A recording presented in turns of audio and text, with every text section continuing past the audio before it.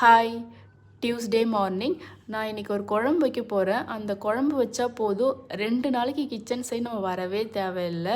Morning பிரேக்ஃபாஸ்ட்டுக்கு, லஞ்சுக்கு, டின்னருக்கு எல்லாத்துக்குமே இந்த ஒரு குழம்பு வச்சே ஓட்டிடலாம். கெஸ் பண்ணியிருப்பீங்கன்னு நினைக்கிறேன். கருவாட்டு குழம்பு தான்.